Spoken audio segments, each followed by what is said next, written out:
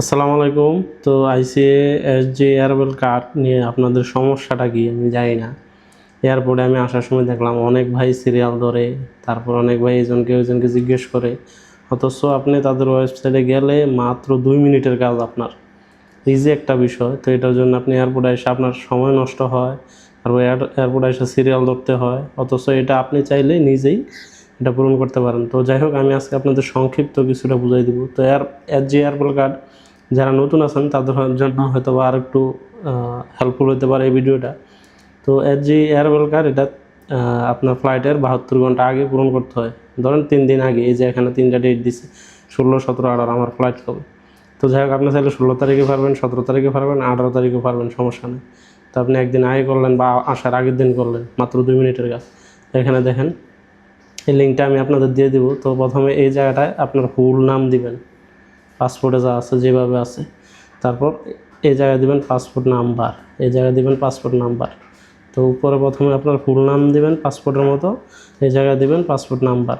তারপর এই জায়গায় পাসপোর্টের এক্সপায়ারি ডেট পাসপোর্টে যেভাবে আছে, তারপর দিবেন মেল, তারপর আপনার ডেট অফ বার্থ পাসপোর্ট অনুযায়ী, তারপর সিটিজেন বাংলাদেশ দিবেন। তারপরে এটা প্লেস অফ বার্থ, এটাও বাংলাদেশ দিয়ে দিবেন, এটাও বাংলাদেশ দিবেন, এটাও বাংলাদেশ দিবেন, সমস্যা নাই, এটাও বাংলাদেশ দিবেন। তো রেসিডেন্সি এটাও বাংলাদেশ দিবেন 1 মিনিটের মধ্যে। আপনার ইমেলটা দিয়ে দিবেন, তারপর কান্ট্রি কোড নাম্বার দিয়ে, তারপর আপনার হচ্ছে ফোন নাম্বারটা দিয়ে দেবেন। ফোন নাম্বারটা দেওয়ার পরে এখানে 2টা প্রশ্ন আছে আপনার, মানে আপনি পাসপোর্টটা দিয়ে অন্য অন্য কান্ট্রিতে ভিজিট করছেন কিনা। তো আপনি এখানে নো দিয়ে দিবেন, এত পড়ার দরকার নাই, ডাইরেক্ট নো দিয়ে দিবেন। তারপর নিচে একটা আছে আপনার সর্দি জ্বর কাশি মাসি এইগুলো আছে কিনা এরকম। তো এটাও পড়ার দরকার নেই, ডাইরেক্ট নো দিয়ে দেবেন, এই যে নো নো নো দিয়ে দিবেন। তারপর আরেকটা ইয়ে আছে এর মধ্যে, you have to visit this country Africa এরকম। তো এটা তো নো দিয়ে দিবেন, লাস্টেরটাও নো দিয়ে দেবেন, এত কিছু দেখার দরকার নেই।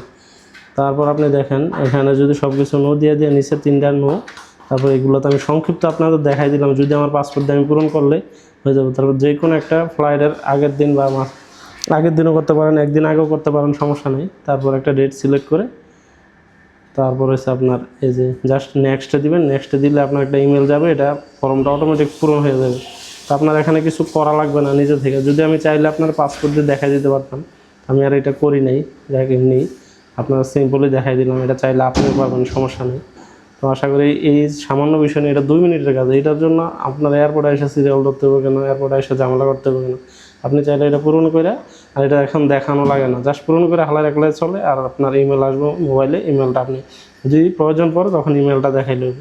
তো যাই হোক, আশা করি কিছুটা হলে বুঝতে পারছেন। আর আপনাদের মানে আইসিএ নিয়ে এসজি এয়ারবেল কার্ড নিয়ে আর ঝামেলা হবে না আমি মনে করি। তো যাই হোক, এটার লিঙ্ক আমি দিয়ে দেবো, যাদের দরকার হয় এই লিঙ্কে গিয়ে চাইলে আপনি 2 মিনিটে এটা পূরণ করে সিঙ্গাপুর আসতে পারেন কোনো ঝামেলা ছাড়ে। তো অনেকেরই দেখি আমি এয়ারপোর্টে এসে এইসব ছোটোখাটো বিষয় 2 মিনিটের কাজ এয়ারপোর্টে এসে তার আধা ঘন্টা নষ্ট হয়, সিরিয়াল ধরতে হয়, এই করতে হয় সেই করতে হয়। তো যাই হোক, আশা করি বুঝতে পারছেন। তো সবাই ভালো থাকবেন, সবাইকে আসসালামু আলাইকুম।